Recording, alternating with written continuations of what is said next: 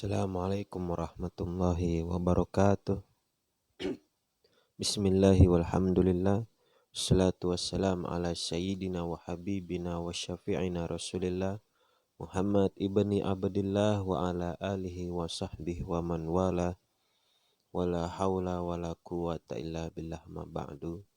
Teman-teman yang dirahmati Allah subhanahu wa ta'ala, syukur alhamdulillah pada kesempatan kali ini mari sama-sama kita mengkaji daripada ilmu fikih, yaitu dengan kitab Safinatun Najah dengan syarahnya kitab Nailur Roja. Maka dari itu mari sama-sama kita mengkaji dan menyimaknya. Kita baca, kemudian kita terjemahkan, kemudian sedikit pemaparan daripada saya. Bismillahirrahmanirrahim. Qala muallif rahimahullah wa nafa'ana bihi wa bi ulumihi wa bi barakatihi fid darain amin ya rabbal alamin. Sudah sampai pada bab syurutu ijza'il hajar samaniyatun. Syarat-syarat diperbolehkannya bersuci menggunakan batu itu ada 8. Jadi boleh kita bersuci mengenakan batu atau boleh sesuatu yang kasar untuk bersuci, untuk istinja atau cebok bahasa Betawinya ya. Dan syaratnya ada 8. Andai kata di kampung kita, di rumah, di sekitaran kita tidak terdapat air karena terjadi panceklik atau kemarau yang panjang sehingga air tidak nampak di sana, maka Islam mengajarkan solusinya, memberi solusi untuk bersuci selain daripada air, yaitu dengan cara mengenakan bebatuan. Atau kata ulama boleh menggunakan sesuatu yang kasar seperti tisu, kain, dan lain-lainnya. Langsung saja kita baca asyurut, syarat, jam'u syartin, jamak dari syartin, wasyartu atau asyartu. Lugotan yang secara bahasa artinya atau etimologinya al-alamatu, yaitu artinya tanda. Wasyar'an adapun menurut syariat atau terminologinya ma yalzamu min adamihil adamu, sesuatu yang lazim dari ketidakadaannya itu tidak ada. Artinya jika tidak ada atau tidak terpenuhi syarat itu maka tidak boleh. Wala yalzam min wujudihi wujud, dan tidak lazim dari adanya itu akan adanya. Artinya ya mesti ada syarat-syarat yang akan terpenuhi ini. Jika tidak terpenuhi maka tidak sah untuk melakukan amal tersebut. Wala adamun lizatih, dan tidak mesti ada pada zatnya juga.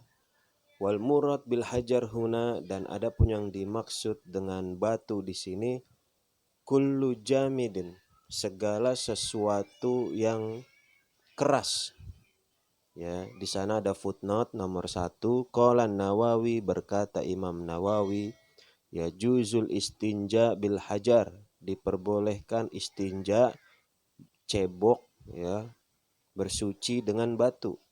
Wa ma yakumu maqamahu, dan apapun yang menduduki kedudukannya. Artinya yang boleh menggunakan yang lain yang fungsinya juga sama seperti batu, seperti tisu atau kain misalkan. Wa huwa kullu jamid, yaitu sesuatu yang keras, tohir, suci, mazilun lil ain, dapat menghilangkan ainun najasah atau najisnya. walaysa lahu hurmah, namun bukan yang terhormat barangnya, menggunakan barangnya yang sesuatu yang terhormat. Contoh, ya sesuatu yang terhormat menggunakan buah, ya cebok nyucinya pakai buah, nah, itu nggak boleh. Cebok pakai kertas buku pelajaran atau buku agama itu tidak boleh, itu haram malah hukumnya. Itu adalah sesuatu yang terhormat, maka tidak boleh. Wala juz'un min hayawan, dan juga nggak boleh beristinja dengan sesuatu yang datangnya dari hewan, ya dengan kulitnya atau dengan tulangnya, itu nggak boleh, haram. Begitulah menurut Imam Nawawi rahimahullahu ta'ala wa ardah. Kullu jamidin, semua yang keras, kering, ya bolehlah. Jamid itu keras ya umumnya ya. Tohir, suci. Qoli', murni atau bersih. Gairi muhtaram, bukan barang yang sesuatu yang terhormat, yang mulia. Kayak tadi ya. Fala yujzi'un najis, maka itu tidak dapat atau tidak boleh menghilangkan najis kalau sesuatu yang terhormat. La gairul qali' wala gairul qali, dan juga tidak suci, nggak boleh. Li mulawasatihi, karena kotornya, au rakhawatihi, atau terkontaminasi, ya. Masalah nih sebagai perumpamaan. Walal muhtaram, dan juga nggak boleh sesuatu yang terhormat, kakutubil ilmi, maksudnya seperti kitab-kitab ilmu asy'ari, wa alatihi, dan alat-alatnya untuk belajar, wal mat'um, dan juga makanan, itu nggak boleh bersuci atau beristinja dengan sesuatu yang terhormat. Al makna, artinya, ana syurata ijza'il istinja bil hajar, artinya syarat diperbolehkannya istinja dengan batu, idza iktasara alaihi samaniyatun, apabila diringkas maka dia dengan 8 syarat. Al-awwal, yang pertama, an yakuna bisalah sati ahjar. Yang pertama, hendaknya mengenakan 3 batu. Menggunakan tiga batu. Al-makna, artinya, anal awal, bahwasanya yang pertama, min syuruti ijza'il istinjai bil hajar, dari syarat-syarat diperbolehkannya istinja dengan batu, kaunuhu, bentuknya, bisalah si masahatin, dengan 3 kali usap, la akol, nggak boleh kurang dari itu. Fata'addadul ahjar laisa biqayyid, adapun jumlah batu itu nggak mesti, ya. Boleh 1 batu, tapi 1 batu itu memiliki 3 ujung, ya. Namun ujungnya yang tumpul, jangan yang tajam. Kalau tajam repot mau cebok, ya. Nah, seperti batu kolar misalkan, batu kali, nah itu boleh. Batu apung, nah itu boleh. Nah, yang nggak boleh batu yang tercampur dengan zat kimia seperti keramik, yang nggak boleh tuh. Batu bata, ya ebel, nah itu nggak boleh pakai itu bersuci atau istinja, karena mereka sudah tercampur dengan zat-zat kimia. Nah, itu nggak boleh, tidak dapat mensucikan. Falau masaha bisalah sati atrofi lihajarin murattaban, maka seandainya diusap dengan 3 ujung dengan batu secara tertib, ya itu boleh.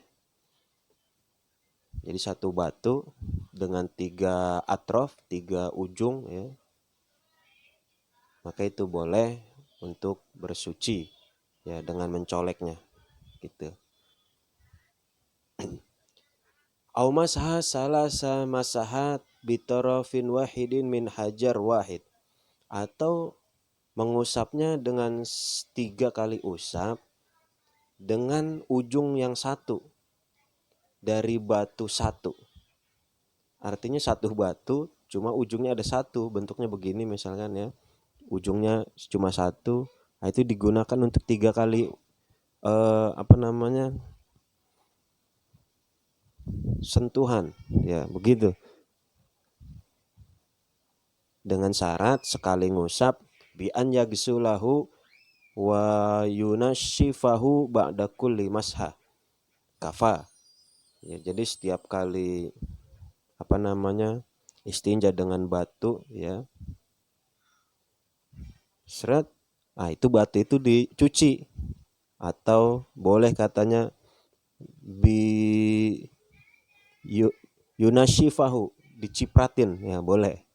Nah terus dipakai lagi tuh boleh buat cebok ya, baik kemaluan depan atau kemaluan belakangnya boleh. Jadi setiap kali menggunakan satu batu itu dengan satu ujung batu, sekali bersih cuci batunya, kemudian diusap lagi boleh ya. Kata pengarang kitab kafa itu boleh. Kemudian yang kedua, syaratnya anyun kial mahalla, dia harus suci atau bersih tempatnya. Al murad bil mahal, yang dimaksud dengan tempat adalah huna ashofa, yaitu asofha, kubul, dubur ya, duburnya lubang dubur ya yang di belakang. Jadi harus bisa mensucikan itu batu ya.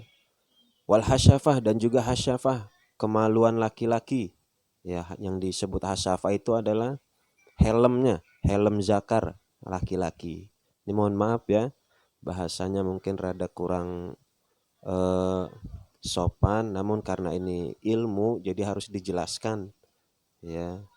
Saya ucapkan sekali lagi, saya memohon maaf kalau ada bahasa yang kurang berkenan. Nah, hasyafah ya itu adalah zakar namun helmnya ya, bukan batangannya. Kalau batangannya enggak ngaruh ya. Jadi yang dimaksud hasyafah di sini adalah helm daripada zakar laki-laki.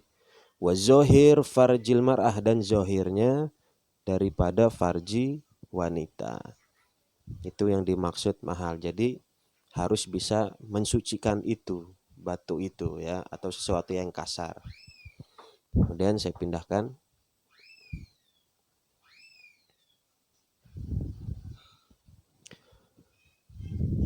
Wasofha, adapun sofha artinya ma yandamu indal qiyam, sesuatu yang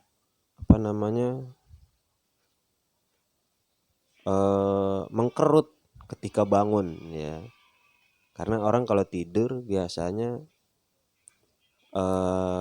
anusnya kebuka ya, sofhanya, lubang duburnya kebuka kalau orang lagi tidur, makanya kentutnya orang tidur itu sering kentut ya, sering buang angin, pes, pes, cuma kecil.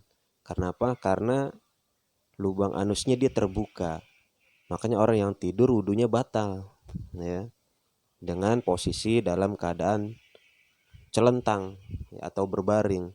Kalau masih duduk tegak, itu dia tidur, itu wudunya nggak batal. Kenapa? Karena lubang anusnya tertutup dengan ubin atau bumi, jadi nggak batal kalau tidur dalam keadaan duduk. Wal hasyafah, dan yang dimaksud hasyafah roksuz zakar, kepala zakar ya, helmnya. Al makna artinya anasani min syuruti ijzail istinja bil hajar, bahwasanya yang kedua syarat diperbolehkannya beristinja dengan batu, anyun kial mustanji al mahalla, orang yang sedang beristinja harus bisa mensucikan tempat daripada ya barang-barang tadi ya. Ayunazifuhu, membersihkannya, bihaitsu la yabqa illa asarun, dengan sekiranya tidak tersisa kecuali bekasnya yang sedikit. Wala yazul illa bisigaril khazab, dan tidaklah akan menghilang kecuali dengan kecilnya kotoran. Awilma, atau kalau ada air ya pakai air lebih afdol ya. Beristinja dengan air lebih baik, lebih bagus, afdol ya. Karena kan kalau pakai batu ada sisa-sisanya sedikit. Karena ini dalam keadaan genting, dalam keadaan terdesak, nggak ada air, maka boleh menggunakan batu untuk beristinja. Kemudian saudara,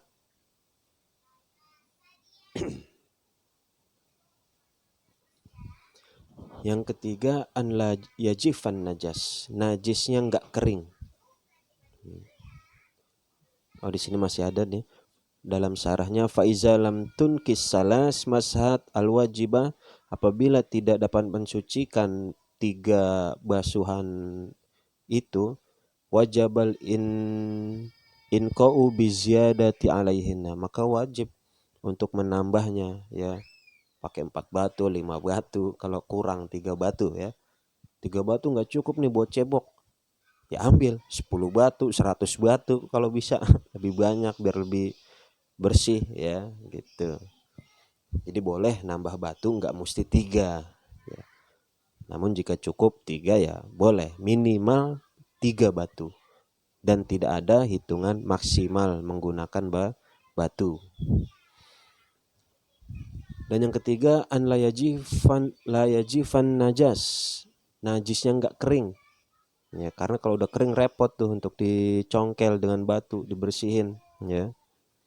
Al makna nasalis min syuruti ijzail istinja bil hajar, bahwasanya yang ketiga dari syarat diperbolehkannya beristinja dengan batu, an la yajmadal kharij kulluhu au ba'duhu, hendaknya tidak mengering sesuatu yang keluar semuanya atau separuhnya, bihaisu la yaqla'ahul hajar, dengan sekiranya batu itu tidak dapat mencongkelnya atau menghilangkannya.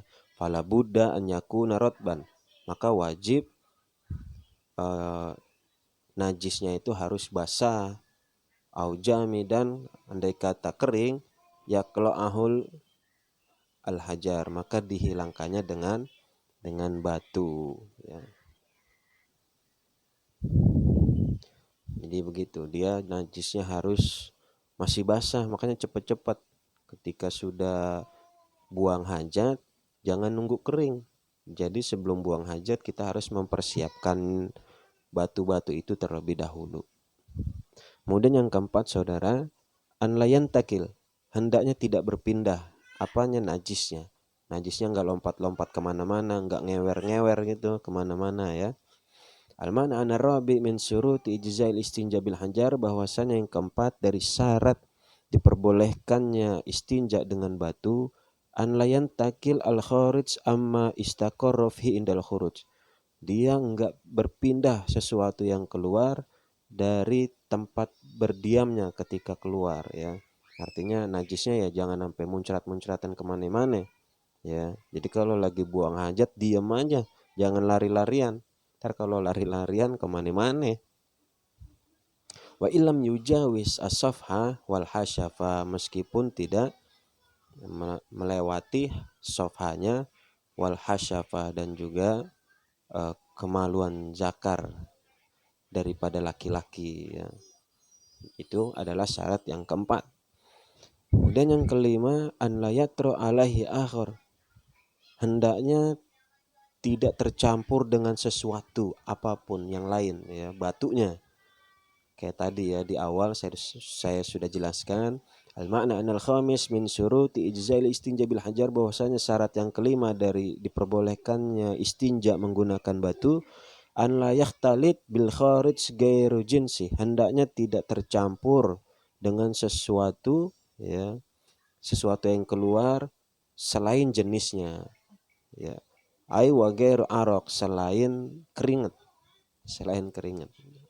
Mungkin batunya ya atau najisnya yang tercampur. Misalkan keringnya sudah bercampuran dengan debu karena terlalu lama ya. Nah, itu hendaknya ya pakai air istinjanya, jangan sampai pakai batu. Fa in ikhtalata bihi walau ba'da istijmari, dan andai kata tercampur ya, walaupun setelah melakukan istinja, ta'yinul ma, maka dia harus mentakyinnya, harus melakukan istinja dengan air, karena najis tadi sudah tercampur dengan sesuatu ya, dengan debu, dengan yang lain-lain misalkan ya, tercampur ya.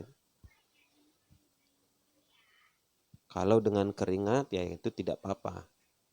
Sawaun kanal mukhalit rotban, baik yang tercampur itu sesuatu yang basah, kamain seperti air, wabaulin dan kencing, amjafan atau mengering, najasan maka hukumnya najis. Karau seperti telek ya, am tohiron atau sesuatu yang suci, katurob seperti debu. Jadi kalau bercampur najisnya itu dengan sesuatu apapun yang najis, apalagi ya ini yang suci seperti debu aja nggak boleh ya. Jadi kita misalkan kita udah pipis nih, kemudian kan basah tuh ujungnya, nah itu segera cepet-cepet itu di istinja ya dengan batu, dielus saja pelan aja gitu, sekedar ya, jangan dikosek-kosek, lecet ntar sian. Masya Allah. Nah, itu segera disucikan. Wa khalafa Romli, namun Imam Ibnu Romli berbeda pendapat dengan ini ya. Fil jaf at-tahir, ketika eh, mengering dengan sesuatu yang suci, dengan debu tadi ya. Faqala bi adami dorori, ia mengatakan nggak kenapa-napa, itu darurat ya, tidak berbahaya katanya, nggak apa-apa. Itu menurut Imam Ibnu Romli. Jadi di mana ada pendapat Imam Ibnu Romli, di situ pasti ada pendapat Imam Ibnu Hajar ya. Jadi kata Imam Ibnu Hajar meskipun debu nggak boleh. Nah Imam Romli lain lagi ya. Ini adalah para ulama-ulama bermazhab Syafi'i ya, yang sering akan kita jumpai kalau kita mengkaji fikih-fikih daripada mazhab Syafi'i. Di sana selalu ada Imam Ibnu Hajar dan Imam Romli dengan perbedaan-perbedaan yang sangat mencolok, dan banyak sekali perbedaan dari kedua ulama ini ya. Jadi mau pegang pendapat mana saja dari dua orang ini boleh-boleh saja ya, kecuali kita memegang pendapat mazhab yang lain, nah itu tidak boleh. Kemudian saudara, yang keenam, alla yujawi safhatahu wa hasyafatahu, hendaknya najis itu tidak melewati sofhanya, lubang duburnya atau hasyafahnya, helm zakar itu ya, sampai ngelewer-ngelewer ke batangannya atau ke pipi ini ya, pipi belakang apa tuh namanya ya, Masya Allah. Al-makna an-sadis, bahwasanya artinya yang keenam dari syarat diperbolehkannya beristinja dengan batu, an la yujawis al-ghaid safhatal mustanji, ketika buang hajat BAB maka nya itu jangan sampai nempel sama pipi pantat ya, mohon maaf ya bahasanya nih enggak ada lagi soalnya, saya cari-cari bahasa yang enak dipakai HP. Masya Allah. Wal baul, dan juga kencing ya, pipis, hasyafatahu, nggak boleh ngewer-ngewer sampai kena batangnya gitu ya. Fima izakana zakaron, apabila itu laki-laki. Wa yuzadu an la yadkhul madkhala zakar fil unsa, dan ditambah hendaknya tidak memasukkan uh, hendaknya tidak memasukkan kemasukan zakar fil unsa pada perempuan ya. Maksudnya apa nih ya?